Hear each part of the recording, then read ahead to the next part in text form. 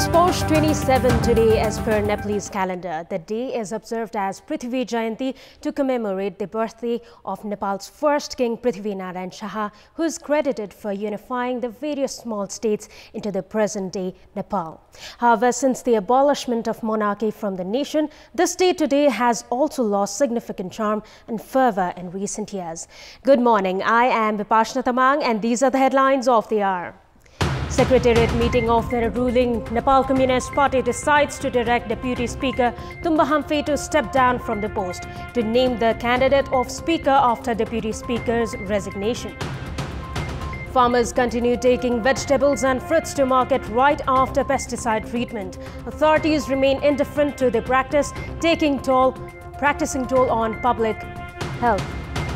Taiwan's President Tsai Ing-wen secures a second term after sweeping to victory in an election dominated by the island's relationship with mainland China.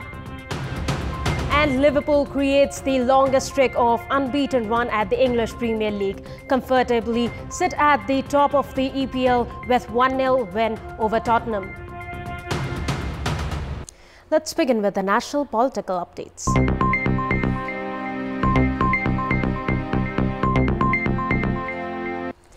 The ruling Nepal Communist Party (NCP) has directed Deputy Speaker Shivamaya Tumba Hamfe to resign from her post. At the Secretariat meeting of the party held at the official residence of Prime Minister in Baluwatar yesterday, the party decided to bid candidacy for the post of Speaker and directed the Deputy Speaker to step down from the post. Deputy Speaker Tumba Hamfe had earlier asked the party's chairman duo KP Sharma Oli and Pushpa Kamal Dahal to resume the election procedure for Speaker instead of asking her to step down if she was not offered the position. The ruling Nepal Communist Party cannot bid for the post of Speaker until the resignation of the Deputy Speaker as per constitutional clauses. The party, however, is yet to finalize the name of the candidate for the Speaker's post. पदको निर्वाचनको सन्दर्भमा हाम्रो पार्टीको तर्फबाट एउटा निर्णय गरेको छ, जसअनुसार रिक्त सभामुख पदमा हाम्रो पार्टी नेपाल कम्युनिस्ट पार्टी नेकपाको तर्फबाट उम्मेदवारी दिने। त्यसका लागि हाम्रो पार्टीका तर्फबाट उपसभामुख पदमा निर्वाचित माननीय श्री शिवमया तुम्बा हम्फेले उपसभामुख पदबाट राजीनामा दिने। During the meeting, the leaders discussed the potential candidates for the post of Speaker, including former Speaker Subhas Nembang and Deputy Speaker Shivamaya Tumba Hamfe from the then CPN-UML faction, and Agni Sapkota and Pampa Bhusal from the erstwhile Maoist Centre. Prime Minister and Chairperson Oli is in favour of Nembang, whereas Executive Chairperson Dahal is backing Sapkota for the post. The meeting of the lower house has been postponed twice from 20th of December as the ruling Nepal Communist Party failed to decide over the candidacy for the Speaker post. The meeting of the lower house has been summoned for today.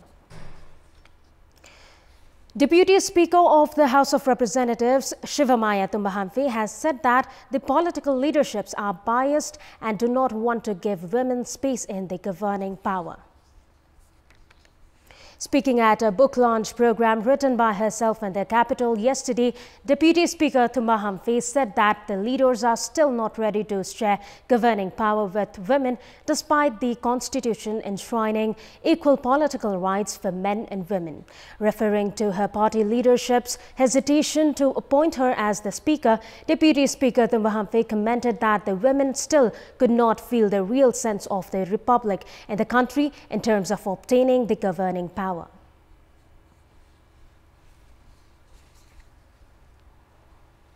हामी गणतन्त्रतामा शासन व्यवस्था आइसके पछाडि केही सुधार हुन्छ कि भन्ने मैले आकलन गरेको थिएँ, तर त्यस्तो भएन रहेछ।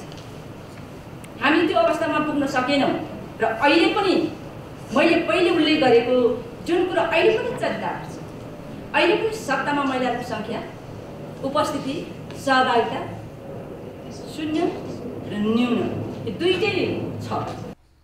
Deputy Speaker Tumba Hamfe opined that women still lagged behind due to the patriarchal perception in the society.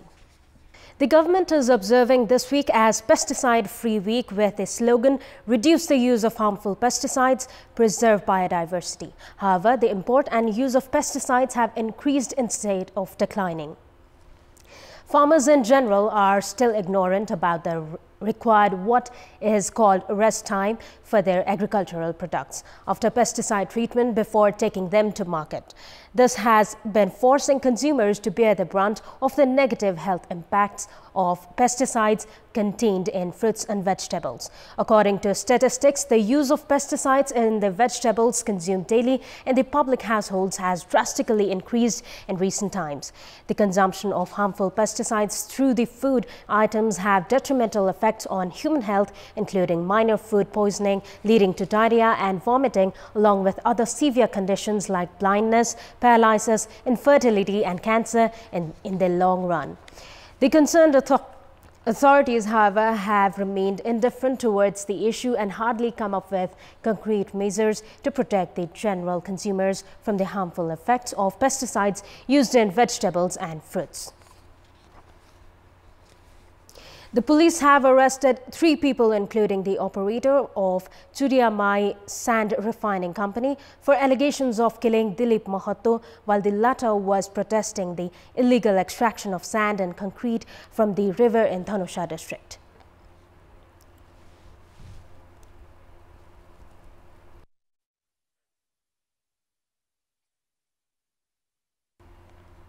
Dhanusha police arrested operator Bipin Mahato yesterday from Janakpur.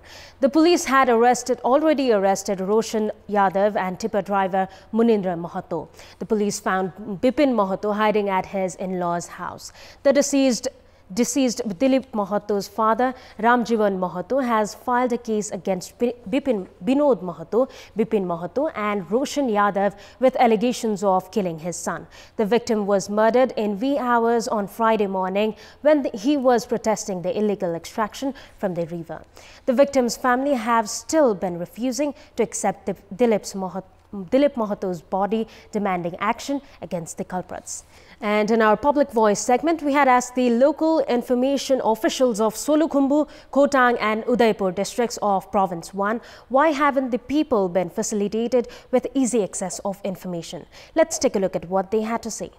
Public Voice. उहाँहरुले मागेको कतिको खालको चाहिँ उहाँहरुले चाहिँ आधिकारिकता पनि प्रश्न हुँदैन उहाँहरुले के माग्न खोज्नु भयो त्यो आधारले हामीले जति उहाँहरुको आशय बुझेर हामीले सूचना प्रदान चाहिँ गरिरहेका छौं खासै त्यस्तो समस्या पनि आएको छैन र सेवाग्राहीले पनि त्यति सूचना माग्नको लागि आउँदैन हामीले दिनुपर्ने सूचना भनेको कुनै सूचना माथिल्लो निकायबाट आउनुपर्ने सूचनाहरु चाहिँ कुनै भनेको समयमा नआउने अनि कुनै चाहिँ अस्पष्ट सूचनाहरु त्यस्तो समस्या कहिलेकाहीँ आइपर्छ फाइट प्रमुखहरुसँग चाहिँ अलि ढिला हैन मैले यति यो इन्फर्मेसन माग्ने बित्तिकै उहाँहरुसँग रेडी नभएको कारणले चाहिँ अलि ढिलाइ हुने त्यो चाहिँ समस्या छ एउटै व्यक्तिले धेरै जिम्मेवारी वहन गर्नु परेको कारणले गर्दा समयमा आफ्नो इच्छा शक्ति भएर पनि त्यसलाई चाहिँ बाहिर निकाल्नको लागि चाहिँ समयकै अभावको कारणले गर्दाखेरि चाहिँ त्यो गाह्रो छ